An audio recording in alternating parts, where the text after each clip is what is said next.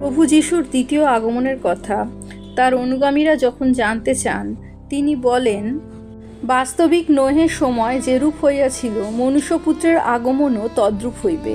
কারণ জলপ্লাবনের সেই পূর্ববর্তীকালে জাহাজে নোহের প্রবেশের দিন পর্যন্ত লোকে যেমন ভোজন ও পান করিত, বিবাহ করিত ও বিবাহিত হইত, এবং বুঝিতে পারিল না যাবৎ না বন্যা আসিয়া সকলকে ভাসাইয়া লইয়া গেল, তদ্রূপ মনুষ্যপুত্রের আগমন হইবে।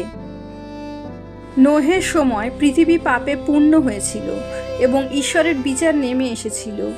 প্রভু যীশু যখন দ্বিতীয়বার আগমন করবেন, তখন এ পৃথিবীর ওপর বিচার আবার নেমে আসবে। নোহ ও তার পরিবার ঈশ্বরের মনোনীত ছিলেন।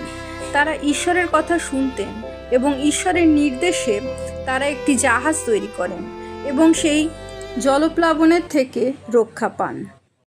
মাত্র 8 জন মানুষ বাঁচে এবং মনুষ্য জাতি বিলুপ্তির হাত থেকে রক্ষা পায়। পশু পাখিও বেঁচে যায়। আমাদের চারপাশের পরিস্থিতি ধীরে ধীরে পাপে পূর্ণ হয়ে উঠছে, যেমন প্রভু যীশু বলেন, নোহের সময়ের মতো, এবং স্বাভাবিকভাবেই প্রভু যীশুর বিচার করতে আসবেন। এখন প্রশ্ন হলো, এই যুগে ঈশ্বরের মনোনীত কি কেউ নেই, যার জন্য পিতা ঈশ্বর সেই জাহাজ বানানোর পরিকল্পনা করেছেন, যা তাদের রক্ষা করতে পারে পৃথিবীর ওপর যে বিচার নেমে আসবে তার হাত থেকে? যোহন তার সুসমাচারে বলেন, কারণ ঈশ্বর জগৎকে এমন প্রেম করিলেন, আপনার একজাত পুত্রকে দান করিলেন, যেন যে কেহ তাহাতে বিশ্বাস করে সে বিনষ্ট না হয়, কিন্তু অনন্ত জীবন পায়। প্রভু যিশুর দ্বিতীয় আগমনে যখন পৃথিবীতে বিচার নেমে আসবে, সেই বিচার থেকে রক্ষা পাওয়ার পথ প্রভু যিশুর প্রথম আগমনের মাধ্যমে পিতা ঈশ্বর আমাদের দান করেছেন।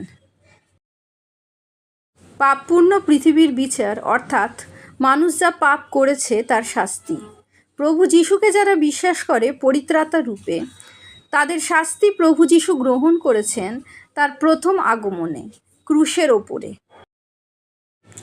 জলপ্লাবনের সময় যেমন সেই জাহাজের মাধ্যমে নোহ ও তার পরিবার রক্ষা পেয়েছিল, আবার যখন পৃথিবীতে বিচার নেমে আসবে প্রভু যিশুর দ্বিতীয় আগমনে, আমরা রক্ষা পেতে পারি প্রভু যিশুকে বিশ্বাস করে। প্রভু যিশুর জয় হোক। ঈশ্বরের ধন্যবাদ হোক।